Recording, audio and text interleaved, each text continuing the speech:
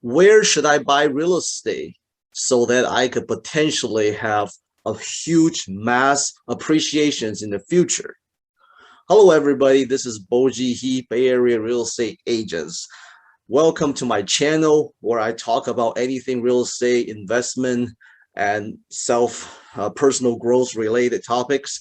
Today, I want to talk about a question that's being asked to me over and over again from a lot of my fans and my past clients. They say, Bojie, Bay Area is too expensive or LA is too expensive. Now I want to buy a home. I want to invest real estate somewhere else much cheaper. Can you tell me where can I buy a home in any of these cheap areas? And what I'm looking for is a huge appreciations in the future. What can you recommend me? The way I look at it is, I'm sorry, I don't know.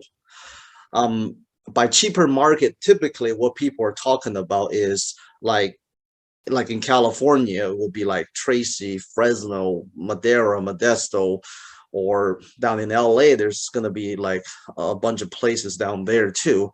And or a lot of people from Bay Area, LA, Seattle wants to go to Tampa, Florida, wants to go to Orlando or some parts of Texas to invest in real estate because those are considered cheap, where home prices are like anywhere from $300 to $500,000, where you get a big, nice homes, and a lot of people from the California market, where like in my market in the Bay Area, homes are selling for like $1 million gets you like almost just a townhouse.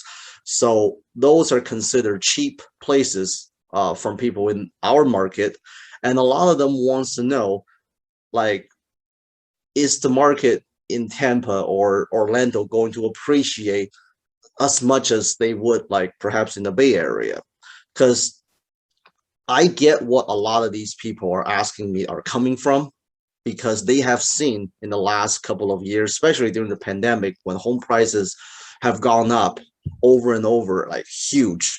And a lot of them feel like, oh man, I missed the trend. Now I want to get in. I want to invest in a piece of real estate, but not in my current market. Everything is too expensive and I don't have a lot of money.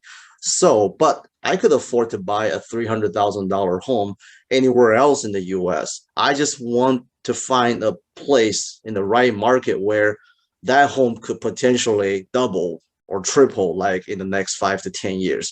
So this is kind of like a lot of what these people are coming from when they ask this question.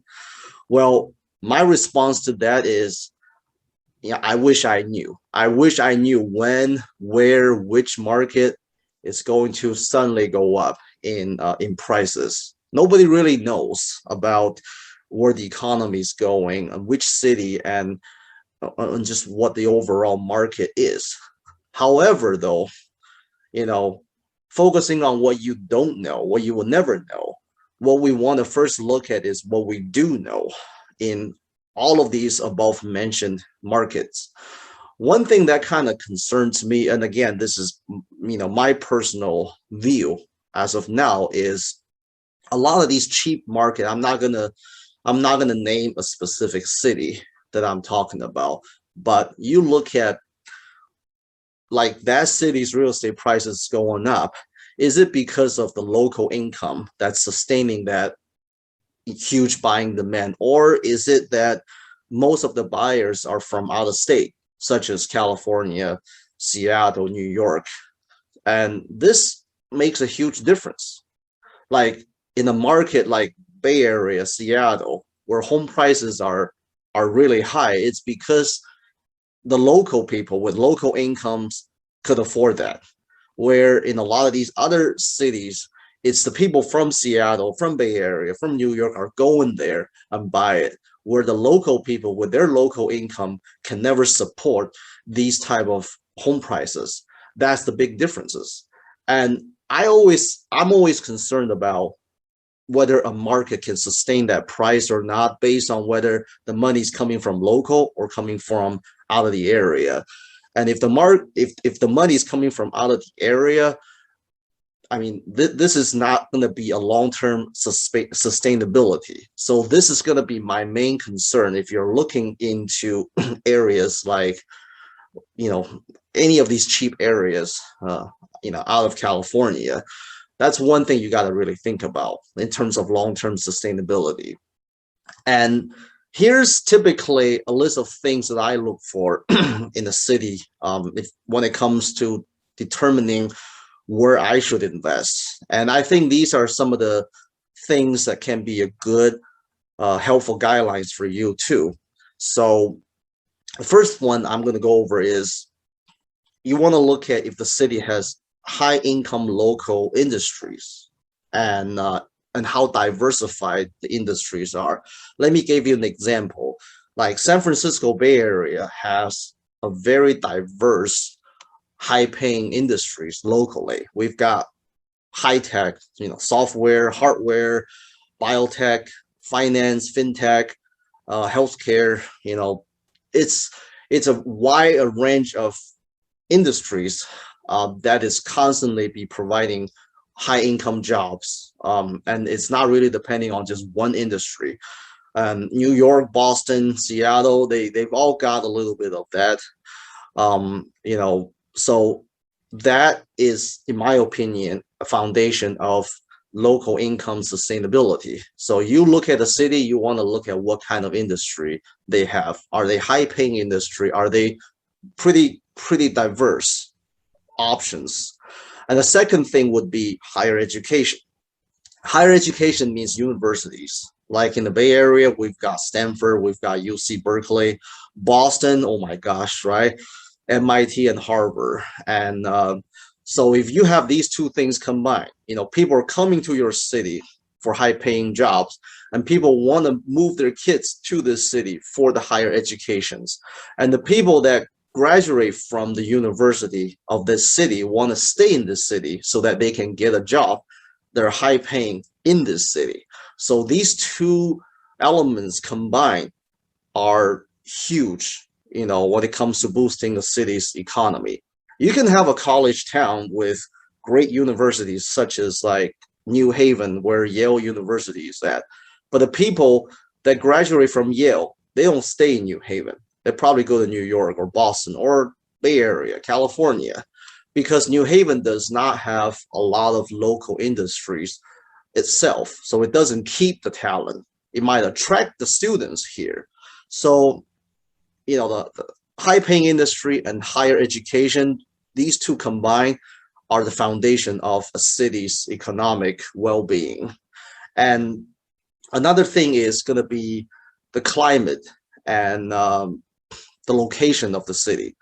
Quite frankly, a lot of this climate and location is going to determine what kind of industry the city has. So let's say, Anchorage, Alaska, the location is great for what? For sending, like sending shipments throughout the world, because everything comes from North Pole, or sending out missiles, depending on whether it's a peaceful time or a wartime. Because of that location, Anchorage, Alaska is definitely one of the biggest, the best cities for logistics industry, period.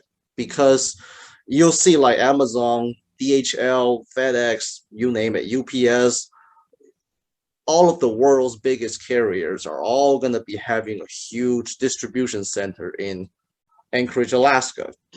And because of that location and the weather, Anchorage, Alaska will never have the kind of industry, the level of industry that, say, Orlando, Florida is going to have.